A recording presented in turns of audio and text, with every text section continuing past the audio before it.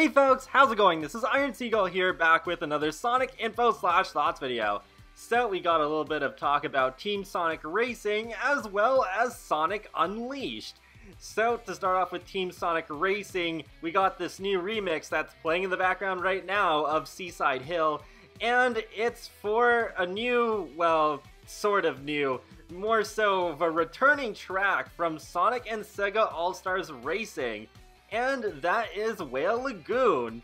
This remix is actually a collab between Hyper Potions and Jun Sonoe, and I gotta be honest, this track blew me away. Like, I just love the whole thing from start to finish. Most of the music I like so far, but it's more so like the second half of the sample where like the guitar really kicks in that I start really liking the music. But with this, I like it the whole way through. The guitar, the synth, everything. And just, yes, I can't wait to hear the full version of this once the game is out. I've already listened to it so many times, I have lost count. And I guess I shouldn't be too surprised because I really like the stuff that Hyper Potions has done for Sonic Mania, and Jun Sonoe is behind a lot of the Sonic soundtracks from the Dreamcast era, which I really like as well. So it's like a match made in heaven, and I can't wait to hear more of the music that will be featured in this game. And speaking of that, they seem to drop a hint as to what the next track will be as well. And for that, let's take a look at the video description of the video that was put up for this music sample. So they say a new remix of Seaside Hill, originally from Sonic Heroes, featuring Jun Sonoe and Hyper Potions. Our next track will take us back even a few years earlier. So that's pretty intriguing to me, and what I get out of this is that the next reveal will be for a track from Sonic Adventure 2, since that was the game, the main game that took place before Sonic Heroes. And, well, it's probably going to be City Escape. That's a pretty safe guess, because then they can just reuse assets from the Generations version, but I'd really like to see something that hasn't really been explored as much in these spin-off sort of games. Like, what about a track that takes place on the Space Colony arc? I think that would be amazing, and it actually has reappeared once or twice in Sonic spin-off games.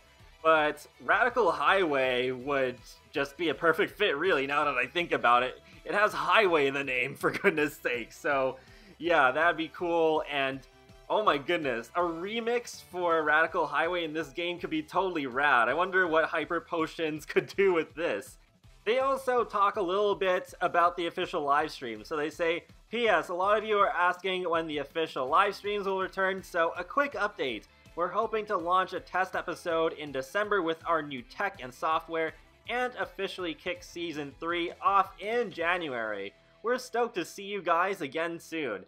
That actually sounds pretty similar to what Maxis is doing with their Sims live streams, where there's just the one left this year that's happening on Tuesday, and then they're taking the rest of the year off from streams while they upgrade their equipment, and then they're returning next year. So yeah, it makes sense. I mean, the holidays are around the corners, so there isn't really that much more that either of these two studios really have to promote that's coming out in the near future. But let's talk a little bit more about the Whale Lagoon race course itself. So this is all we really have of it so far, and I think it's kind of cute that the Orca is bumping in time with the music and occasionally spurting out water. But yeah, this looks just like the track I remember from Sonic and Sega All-Stars Racing. I did enjoy that track quite a bit, even though it's like, oh yeah, Seaside Hill yet again. But yeah, well, there was probably going to be some sort of Green Hill themed track in the game somewhere. And I guess it is kind of cool that they're bringing back a track, though I hope they don't bring back too many of them. I don't want, like, almost half of the tracks to be just remakes of tracks from Sonic and Sega All-Stars Racing.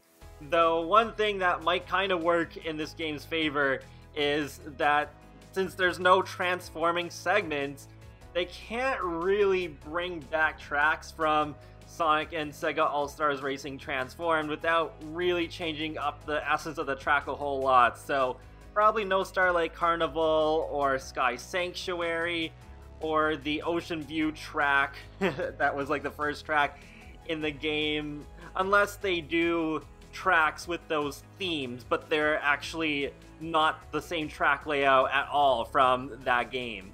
But I wouldn't be surprised if maybe they brought back one of the casino theme tracks from Sonic and Sega All-Stars Racing, as well as one of the Final Fortress themed ones as well. But I don't know, then again, with Final Fortress, we have a Sonic Heroes theme track now with Whale Lagoon, so I don't know if they would do that, but I don't know. I guess it wouldn't be out of the question, because I don't think they're going to have Whale Lagoon as the only returning track. I think there's going to be at least one more. So on to Sonic Unleashed, and Unleashed fans rejoice, because the game is finally coming to Xbox One. Yep, still no news about a PC port, hopefully that'll eventually happen. But, yep, now you can play Unleashed on Xbox One thanks to backwards compatibility. And it's kind of cool that this is happening now, because just a few weeks back, Sonic Unleashed celebrated its 10th anniversary. I can't believe it's been 10 years since this game came out, it still feels so new to me. Man, this stuff is what makes me feel old. But yeah, I'm glad we have another way to play Sonic Unleashed, and I love Sonic Unleashed. It's one of my favorite Sonic games. I know when it first came out it did get some hate, though I think that was mainly from critics who couldn't really play the game very well, so they gave it a low rating, plus the Werehog, which, okay, I can understand it if you don't like the Werehog.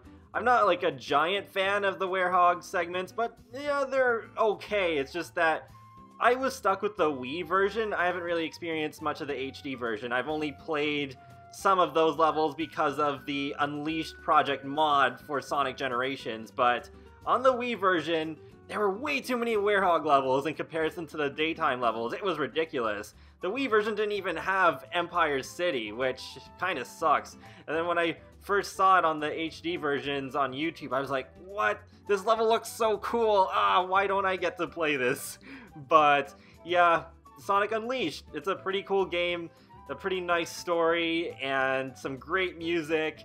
And I know now Sonic Unleashed is pretty well loved by the fan base, so there's a lot of demand I've seen for a PC port for Sonic Unleashed, so it better happen eventually, seriously. It has to. I know, the Unleashed project, I just mentioned it, but that's not quite the full experience of the game. It's just some of the best parts of it. And that wraps up another Sonic Info/Thoughts video, so feel free to let me know your thoughts in the comments section below on what you think of the music for Team Sonic Racing, and if you're going to be playing Sonic Unleashed on the Xbox One.